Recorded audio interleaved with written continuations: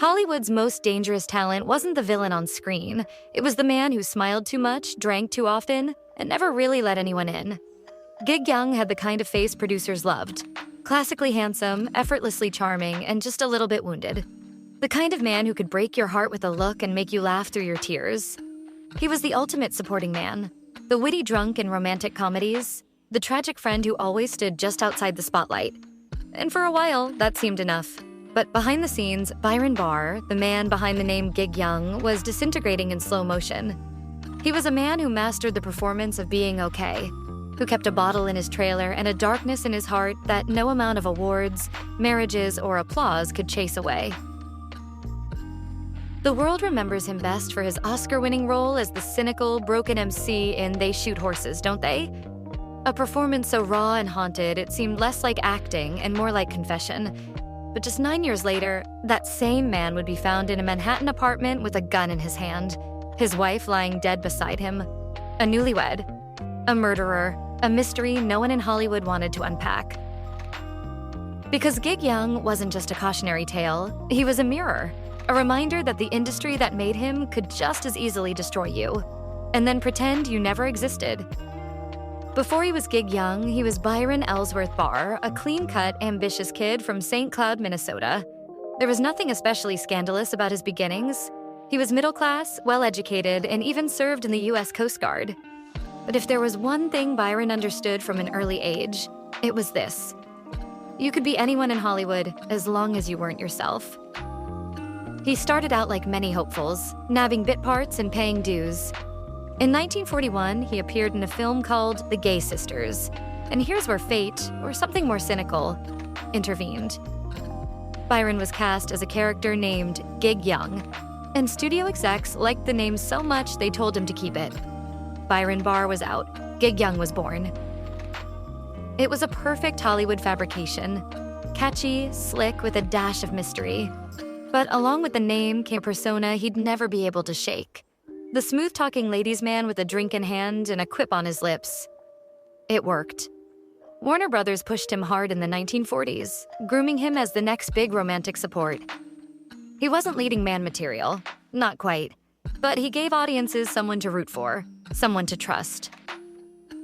The studios controlled everything.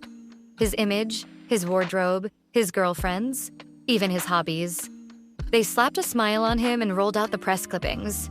All while the real man behind the scenes, introverted, insecure, and slowly unraveling, started to vanish beneath the role. Gig Young didn't just become a character he played. He became a mask he couldn't take off. And behind it, Byron Barr began to rot. To watch Gig Young on screen was to witness effortless charm. He slid into his roles like silk, always the best friend, the witty sidekick, the man with the perfect comeback and the perfect scotch. And time after time, it was the same character, an affable alcoholic who kept things light even as the world around him burned. He was the charming lush in Teacher's Pet, 1958, the smooth operator in Desk Set, 1957, and the boozy yet lovable bachelor in That Touch of Mink, 1962.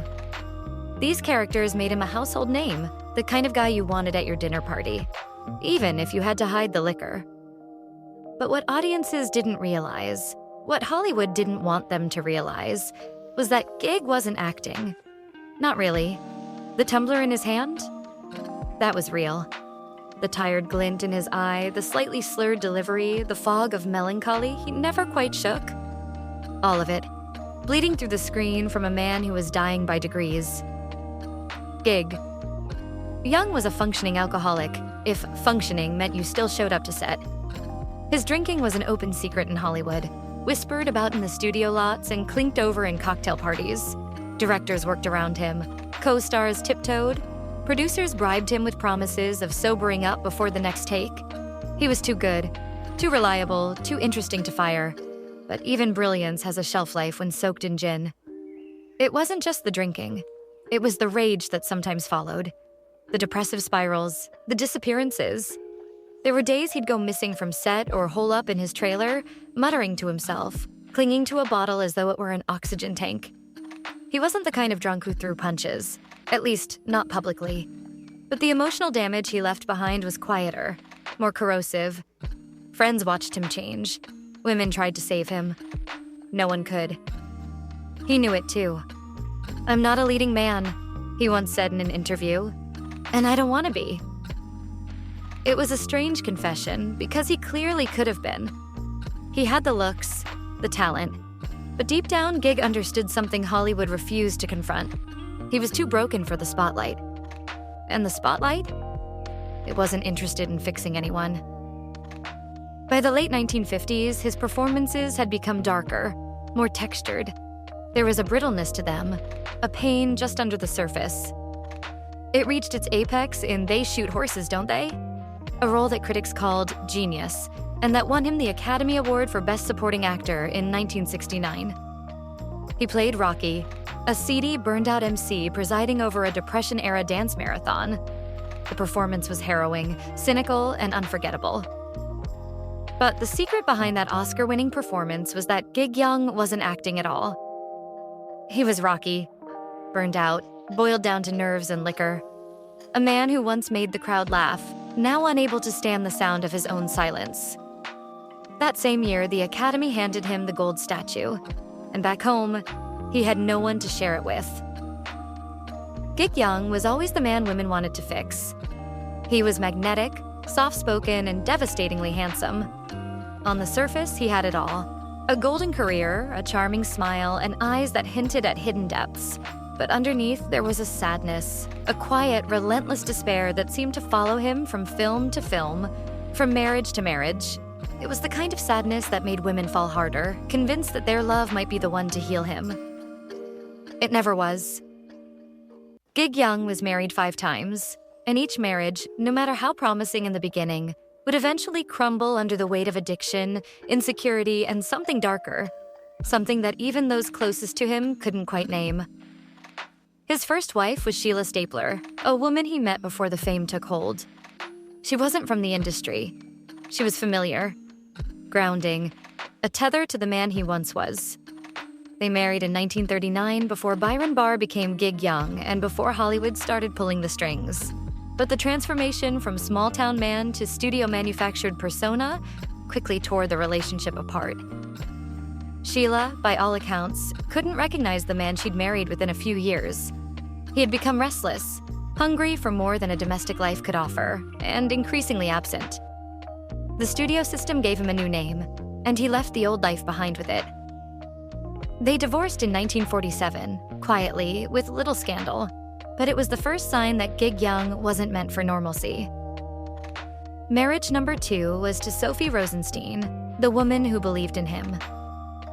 Sophie Rosenstein was a powerful talent agent and one of the first people in Hollywood to believe Gig could be more than a charming background player. She wasn't a typical starlet. She was brilliant, sharp, respected. When they married in 1951, it shocked many in the industry. Gig, the romantic rogue, settling down with a woman of power? But Sophie saw something others didn't. A raw, bruised man who was better than the roles he was given. Sadly, theirs was not a fairy tale. Just 2 years into the marriage, Sophie was diagnosed with cancer. The final months were devastating, both emotionally and psychologically. Gig reportedly tried to stay strong, but it pushed his drinking into overdrive. When she died in 1952, friends said he never truly recovered. It was the only relationship he seemed to revere, even years later. In losing Sophie, he lost one of the few people who saw him, not just the persona. Marriage number 3 was to Elizabeth Montgomery. In 1956, he married television's rising queen, Elizabeth Montgomery, long before she twitched her way into TV history with Bewitched. The daughter of Hollywood royalty, Montgomery was young, beautiful, and seemed enchanted by Gig's sophistication and experience. For a while, they were dazzling, a red carpet power couple, the ideal Hollywood pairing. But behind closed doors, things were far from glamorous. Gig's drinking was no longer manageable, and Elizabeth's patience wore thin. He was erratic, often cold, and emotionally unavailable. His jealousy and mood swings created a minefield at home. Elizabeth, used to being doted on, was instead constantly trying to fix a man who didn't want to be fixed. Their relationship devolved into arguments, accusations, and prolonged absences. In public, Gig was still suave and composed. In private, he was spiraling. Montgomery filed for divorce in 1963, citing mental cruelty. It was a brutal public ending to what had once looked like Hollywood perfection. Then came marriage number 4. By the late 1960s, Gig was older, wearier, and trying to reinvent himself. He married real estate agent Elaine Whitman in 1969, the same year he won the Oscar. It should have been a triumphant chapter. Career apex, domestic peace. But of course, it wasn't. Elaine hoped to bring calm into his life. They had a daughter, Jennifer, which should have grounded him. But Gig remained attached, a man living 2 lives. One was the doting father who appeared in family photos. The other was a tormented artist drinking himself into oblivion. His alcoholism, now chronic, led to violent mood swings and paranoia. He once told a friend, "I don't belong anywhere. Not at home, not in Hollywood, not in life." They divorced in 1975. Elaine reportedly lived in fear during the final year, citing increasingly erratic behavior and emotional abuse. She fled with their daughter, desperate to protect her from whatever Gig might become. He moved through women like he moved through characters, quickly, intensely, and with an expiration date built in. The problem wasn't that he couldn't love, it was that he couldn't feel it in the way others did. There was always a wall, a distance, a void. He could mimic romance on screen like no one else. But in real life, love was just another script, one he never believed in enough to live out. By the time he met his 5th wife, Kim Schmidt, the world had all but forgotten Gig Young, and he had just enough strength left for one final performance. In 1969, when Gig Young stepped onto the stage at the Dorothy Chandler Pavilion to accept his Academy Award, everything about the moment screamed triumph. The applause was thunderous. He looked impeccable in a black tuxedo, bow tie tight, smile wide. Hollywood's golden man had finally received his golden statue. After nearly 3 decades of playing second fiddle, the Academy had crowned him Best Supporting Actor for They Shoot Horses, Don't They? A gritty, devastating drama about Depression-era dance marathons and human desperation. It was the role of a lifetime, and he nailed it. But as the spotlight bathed him in glory, something gnawed at the edges of the performance. He was jittery, fidgety, almost anxious. His thank you speech was brief, awkward, and oddly impersonal. The man who had just won the highest honor in his field seemed incapable of enjoying it. Because in truth, Gig Young wasn't celebrating. He was cracking. The irony was cruel. In They Shoot Horses, Don't They? He played Rocky, a hollowed-out, cynical MC presiding over a dance marathon where contestants danced until they broke, physically and mentally. Rocky was manipulative, emotionally bankrupt, and eerily dead inside. Critics hailed Gig's performance as mesmerizing, haunting, and Oscar-worthy. What they didn't realize was that Gig wasn't reaching for those emotions. He was exercising them. Director Sidney Pollack, who had originally cast another actor in the role, later admitted he had hesitated to cast Gig due to his reputation for being unreliable and chronically intoxicated. But once cameras rolled, Gig didn't miss a beat. That wasn't method acting, that was lived experience. Behind the scenes, Gig Young was spiraling. The role, while brilliant, took a toll on him mentally. It mirrored his own decaying interior, his loneliness, his cynicism, his dependence on alcohol, and his growing inability to connect with reality. It was as if he looked into the mirror of Rocky and saw his own future, someone worn thin, dancing for an audience that no longer cared. The Oscar should have been a second chance. Instead, it became a curse. After his win, the offers didn't pour in like expected. Hollywood, always fickle, now saw him as a liability. His age, his drinking, and his reputation made studios nervous. He was no longer the charming drunk. They now saw the real damage behind the mask. He landed a few television guest spots and one short-lived series, The Neon Ceiling. But the work dried up quickly. He had climbed to the peak, only to find himself standing alone with nowhere left to go. Juanit, even more tragically, the Oscar emboldened his self-destruction. Friends said he drank more heavily after the win, not less. The pressure to live up to his greatest role only intensified his feelings of inadequacy. Gig had never believed he was worthy of love or acclaim, and now he was supposed to embody greatness. It was a cruel mismatch between perception and reality. His personal life continued to erode. His fourth marriage to Elaine Whitman was disintegrating. His relationship with his daughter was distant, almost clinical, and the dark moods became deeper, more frequent. He would lock himself in his apartment for days. Some friends tried to reach out. Most eventually stopped trying. He had all the makings of a late career renaissance, a brilliant tortured actor finally recognized for the depth he always had. But Gig Young couldn't ride the wave. He was too tired, too damaged, and too consumed by the very darkness he had portrayed so masterfully. Years later, when people revisited his performance as Rocky, they were struck by how authentic it felt. It didn't feel like acting, they said. It felt like watching a man lose the will to live in real time. Because that's exactly what it was. By the late 1970s, Gig Young was a man untethered. The phone had stopped ringing. Casting agents who once begged for his time now avoided his calls. The Oscars sat on a dusty shelf in his Manhattan apartment, less a trophy and more a mocking symbol of what could have been. His finances were tight, his health was failing, and his mind, plagued by alcohol, paranoia, and despair, was unraveling. And then, like the final twist in a cruel screenplay, love came calling one last time. Kim Schmidt was a striking young woman, over 30 years his junior, a German-born aspiring actress with dreams of making it in New York. She was tall, blonde, and ambitious, exactly the type of woman Gig had always attracted and always destroyed. They met through mutual friends in the city's art and theater circles. To Kim, Gig was still a legend. A bit faded, yes, but romantic, worldly, tragic. He had that irresistible, old Hollywood aura. She saw a wounded genius who just needed love to heal. For a time, he became her Pygmalion. He offered to help her launch a career. He taught her lines, helped her network, and promised her a role in a film he claimed to be developing. Friends of Kim say she was wide-eyed and full of hope. But what she didn't know, what maybe she didn't want to know, was that Gig's demons were no longer just part of his past. They had moved in, unpacked their bags, and taken over his life completely. They married on October 1st, 1978. The wedding was private, attended only by a few close friends. The couple seemed giddy. Photographs from the ceremony show Gig smiling, champagne in hand, with Kim beaming beside him. But beneath that thin veil of joy, something was very wrong. Just 3 weeks later, on October 19th, Gig Young and Kim Schmidt were found dead in their New York apartment at the Osborne, an elegant, historic building overlooking Central Park. The scene was chilling. Both bodies were discovered in the master bedroom. Kim lay on the floor with a single gunshot wound to the head.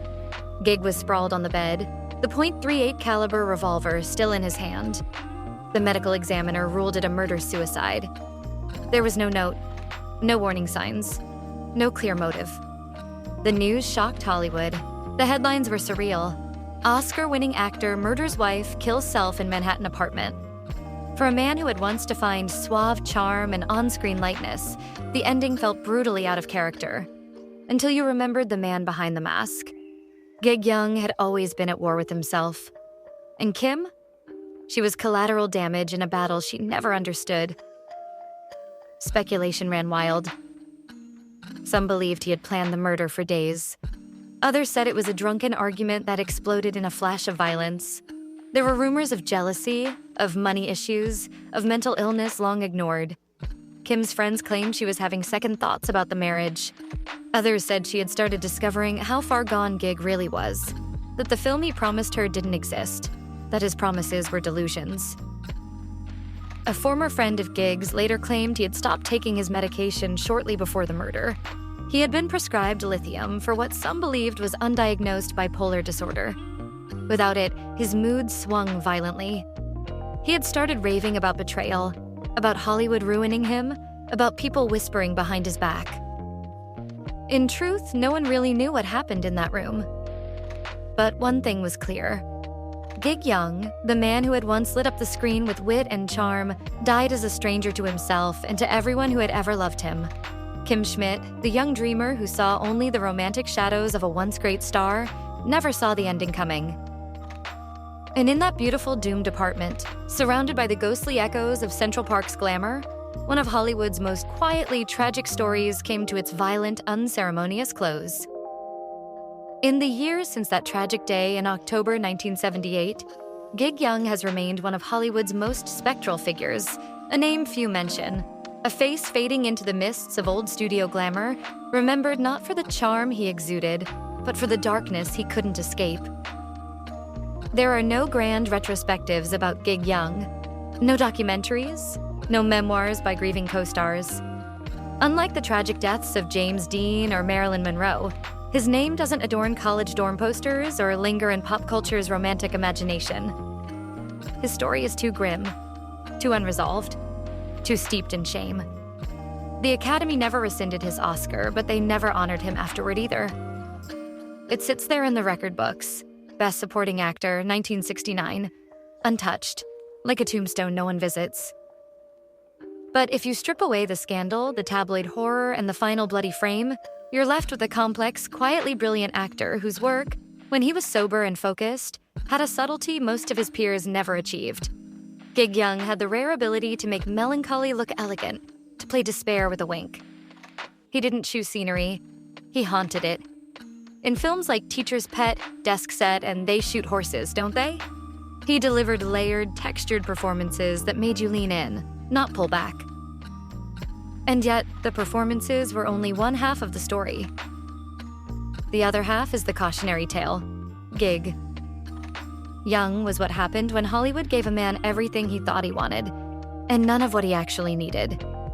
He was transformed into a persona, a brand, long before he figured out who Byron Barr really was.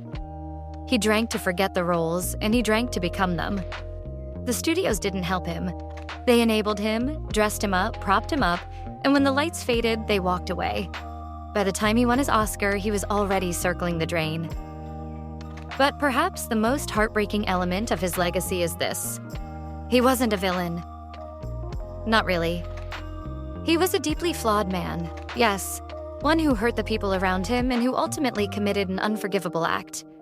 But he was also someone who tried again and again to get better. He sought therapy. He took medication. He wanted to be a better father, a better husband, a better man. He just didn't know how.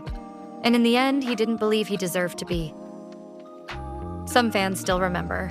There are corners of the internet, old film forums, where cinephiles talk about his timing, his delivery, his hidden sadness. They call him the greatest actor nobody talks about. They post clips of his speeches. They wonder what he could have become if only the industry and the world had shown more grace. In the end, Gig Young's life was a performance that no one clapped for. But if you listen closely, really closely, you can still hear the echo of his brilliance. Lonely, unresolved, but unforgettable. A ghost in a tuxedo. A smile with a crack in it. A man forever dancing at the edge of the frame.